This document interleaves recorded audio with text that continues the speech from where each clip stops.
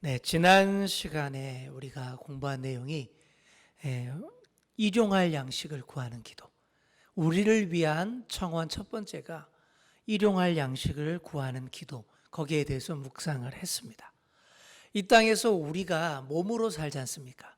정신과 혼만으로 이 땅에 사는 게 아니기 때문에 우리가 몸으로 이 땅에서 살아야 하기 때문에 그래서 꼭 필요한 기본적인 것, 그런 것부터 구하는 것이 맞는 얘기입니다. 그리고 그 다음이 이겁니다. 우리가 우리에게 잘못한 사람을 용서하여 준 것 같이 우리 죄를 용서해 주소서라고 기도해야 합니다. 죄 용서에 대한 것이죠. 일용할 양식을 구하는 기도로서 삶의 기본 조건이 마련된다면 그 다음의 문제는 바로 삶의 환경이라는 문제를 해결해야 합니다. 그 중에서 죄와 용서의 문제가 아주 중요한 그런 문제입니다. 우리 죄라는 것이 우리 인간의 삶을 가장 어렵게 하는 아주 그런 근본적인 문제가 되기 때문이죠. 그 죄를 해결하는 열쇠가 또한 용서에 있다라는 그런 얘기입니다. 자, 오늘 이 본문을 우리 원문으로 보시면 이렇게 되어 있습니다. 제가 한번 읽어볼게요. 카이 아페스 헤민타 오페일레마타 헤몬 호스카이 헤메이스 아페카멘토이스 오페일레타이스 헤몬. 점점 어려워지죠. 제가 원문으로 한번 외워보자 그랬는데 점점 더 외우기 어려워지는 것 같이 보입니다. 자, 여기 보시면 죄라고 번역한 게 오페일레마입니다. 근데 이게 원래는 빚이라는 뜻으로 사용하던 그런 단어였습니다. 그래서 원문에 충실하게 번역하면 이렇게 됩니다. 용서하소서, 탕감하소서, 우리의 빚을. 우리가 우리에게 빚진 사람들을 용서하듯이. 자본주의 사회에 살면서 빚을 전혀 지지 않는 사람 정말 찾기 힘듭니다. 보시면 다들 크고 작은 빚들이 다 있는 것 같아요. 자녀를 공부시키려고 해도 빚을 내야 될 때가 많고, 또 자동차를 사거나 집을 사려고, 집을 지으려고 해도 빚을 많이 져야 합니다. 교회를 새로 짓게 될 때에도 많은 빚을 지게 됩니다.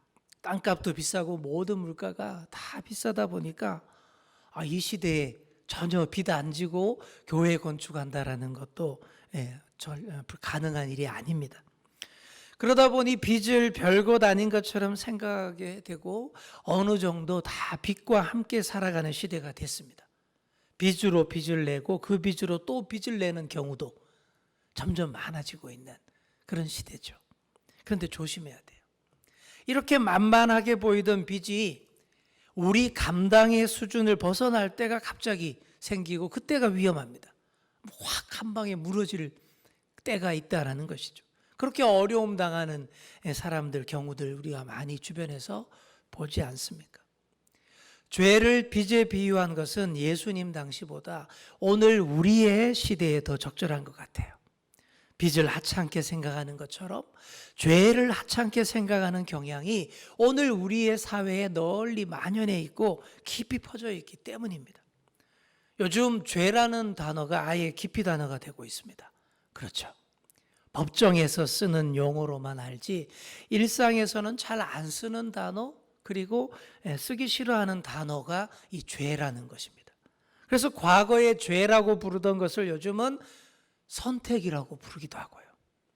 과거의 죄라고 생각하면서 아주 부끄러워했던 것을 요즘은 기호다라고 얘기하고 자랑스럽게 얘기하는 경우들도 있습니다. 이 시대가 이렇게 되면서 죄를 점점 더 우리가 막 쌓아가고 있다라는 얘기죠. 그러나 아무리 다르게 불러도 뭐라고요? 죄는 죄입니다. 아무리 다르게 불러도 죄는 죄가 맞는 거예요. 세상 사람들은 죄가 아니라 할지라도 하나님 앞에 서는 우리는 정말 죄를 죄라고 부를 줄 알아야 됩니다. 이것부터 시작해야 돼요. 정치권에서 많이 쓰는 말이 있죠. 내로남불. 무슨 말인지 다 아시죠? 내가 하면 로맨스, 남이 하면 불륜, 이런 거. 이처럼 아무리 내가 로맨스고 진정한 사랑이고 순수하다라고 미화해도 하나님 앞에서 간음인 거예요. 간음죄입니다. 명백히 죄입니다.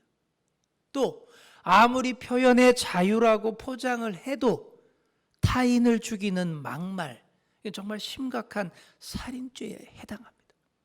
아무리 내게는 유흥이고 취미생활이고 그렇게 미화를 해도 하나님 앞에서 그거는 중독인 거예요.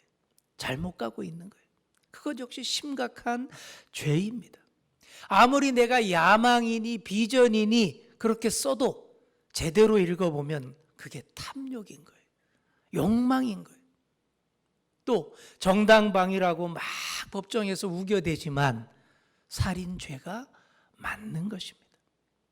자꾸 변명하면서 죄를 하찮게 생각하면 점점 더 심각한 죄들을 쌓아 올리게 됩니다.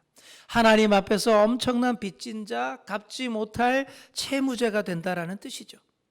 특히 성문제에 관련된 죄는 우리에게 아주 치명적인 상처를 입힙니다. 법적으로 다 죄값을 치렀다라고 말해도 그 상처와 흉터는 평생을 남아서 우리 몸에 있게 된다라는 그런 얘기죠. 그런데도 현대인들이 죄의 문제를 너무나 쉽게 여깁니다. 그리고 자기가 즐기는 것을 죄의 목록에서 싹 제외시켜 놓고는 마음 놓고 즐기고 싶어 합니다. 아유, 이게 뭐 죄가 됩니까? 하는 식으로 따져요.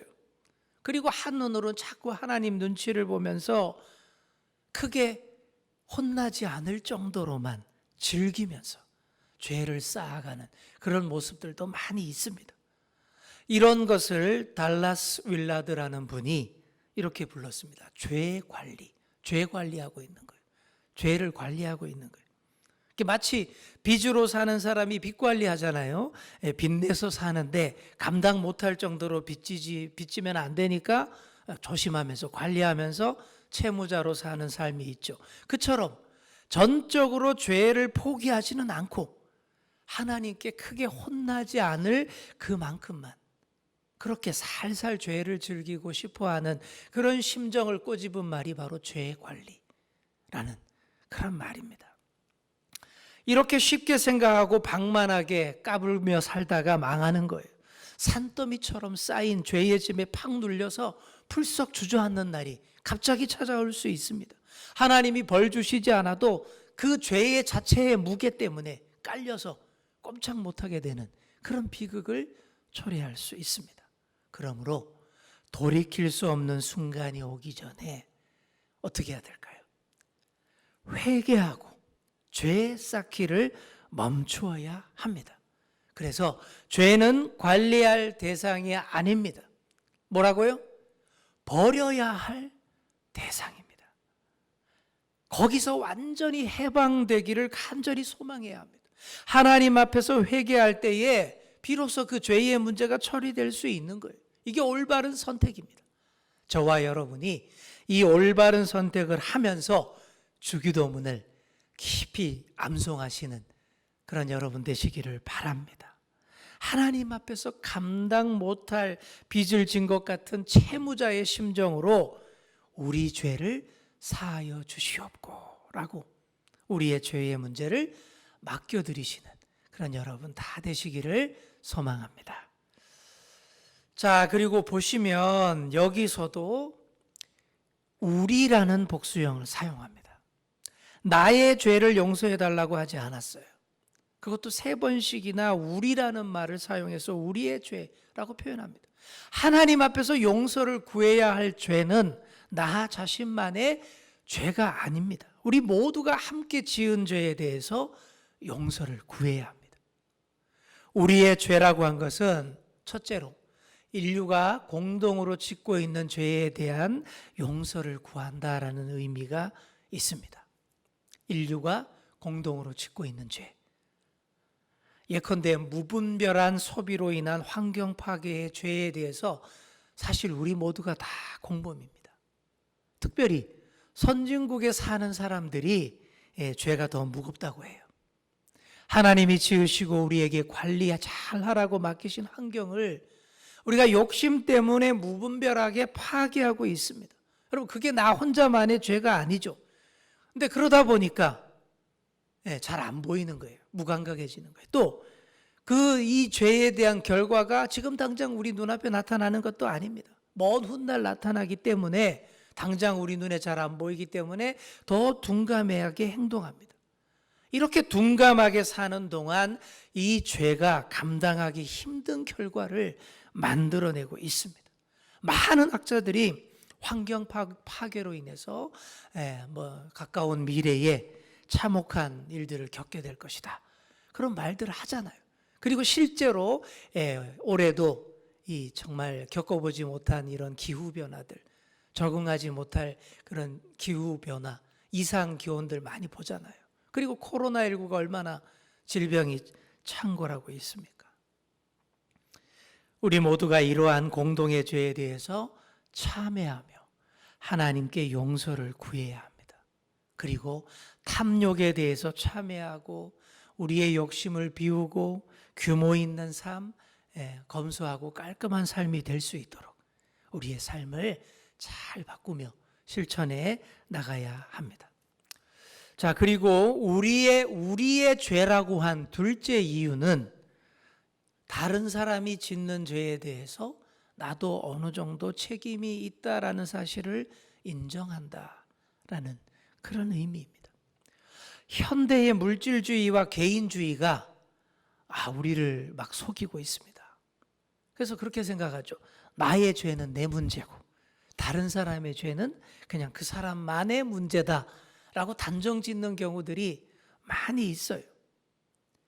하지만 모든 인간은 어떻게든 서로의 삶에 참여를 하고 있습니다. 한 사람의 문제는 그 사람만의 문제가 아닙니다. 그 사람의 가정의 문제이고 그 사람이 사는 사회의 문제이고 또한 인류 전체의 문제입니다. 점점 더 그렇게 되고 있죠. 또 이렇게 생각해야 우리의 죄를 용서해 주소서라는 그런 기도를 더 깊이 있게 잘 드릴 수 있는 것입니다. 최근 뉴스를 보면 온갖 성폭력 문제, 묻지마 범죄가 기승을 부립니다. 또 우리 자라나는 우리의 청소년들도 이 청소년 폭력 문제도 아주 심각합니다. 얼마 전에 인천에서 끔찍한 폭행 사건이 있었죠. 10대들이 연약한 한 아이를 복싱 스파링을 해준다라는 그런 핑계를 대면서 불러내가지고는 그 체육시설에서 무지막지하게 때렸죠. 그래서 애가 완전히 일어나지도 못하고 심각한 중태에 빠진 그런 사건입니다. 그 피해 아이가요, 우리 노회에 소속된 과천교회 어느 장로님의 손주라고 합니다. 그래서 막 그렇게 청와대 청원 게시판에도 올리면서 많이 동의해달라고 부탁도 오고 그랬습니다. 저도 동의하고 그랬어요. 그런데 그 가해 아이들이요, 그렇게 끔찍하게 친구를 폭행해 놓고는 전혀 죄의식이 없다라는 거죠. 오히려 큰 소리를 치더라는 거예요. 경찰들한테 오히려 이러더라는 거예요. 우린 청소년이라서 처벌이 약한데 좀 세게 처벌해달라고, 나도 감옥 좀 가봅시다. 이런 식으로 큰 소리를 친다라는 거예요. 여러분, 이게 그냥 그 애들만의 문제가 아닙니다. 걔네들이 하루아침에 그런 아이가 된 건 아닌 것이죠. 어릴 때부터 가정에서, 그리고 학교에서, 이 사회에서 받은 상처들, 그런 것들이 쌓이고 또 쌓인 까닭입니다. 쌓이고 쌓인 분노가 임계점에 도달하니까 이렇게 폭발하게 되는 거고, 심각한 사회 문제가 된다라는 겁니다. 그러니 사람들이 괴물이 되는 거예요. 요즘 넷플릭스 드라마 중에 이런 게 스위트 홈 들어보셨죠? 굉장히 아주 센세이션을 인기가 있습니다. 근데 이 드라마를 보니까 그런 내용이에요. 사람들의 욕망과 분노와 증오가 과도하게 쌓일 때 그게 그 사람을 흉측한 괴물로 만든다라는 거예요. 그런 장면들이 여기 나옵니다. 사랑하는 성도 여러분, 우리 모두의 죄라는 사실을 여러분 꼭 기억하시기 바랍니다. 그래서 우리가 우리에게입니다. 우리가 우리에게. 우리는 다른 사람의 죄를 보고서 어떻게 합니까?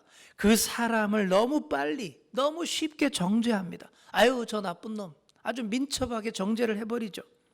하지만 그런 태도가 좋지 않은 태도예요. 바로 나 자신의 죄성을 부인하려는 본능이 이렇게 나타나는 거예요. 나도 저럴 수 있다.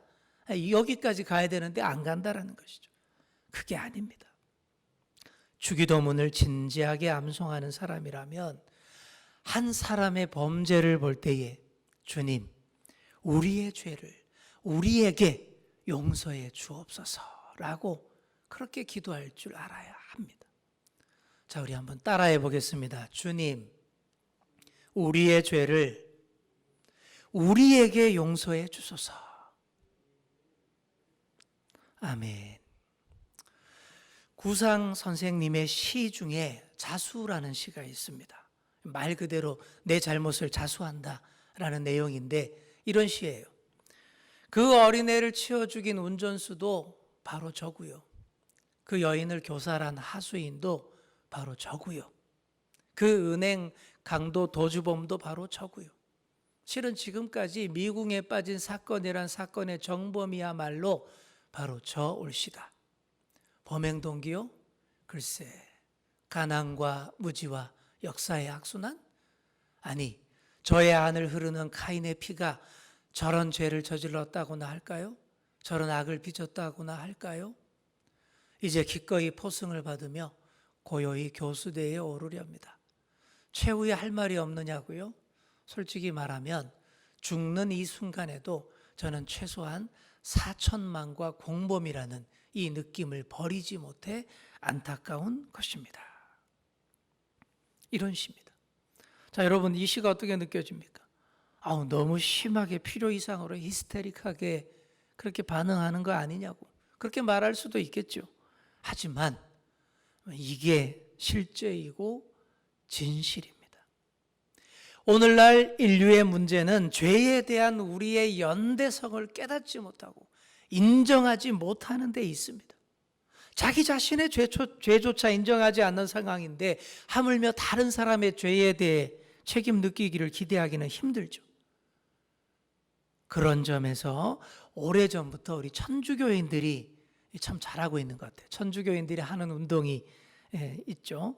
가톨릭 교인들이 내 탓이요, 내 탓이요 하면서 고백하면서 기도하잖아요. 이건 정말 우리가 배워야 할 좋은 자세입니다.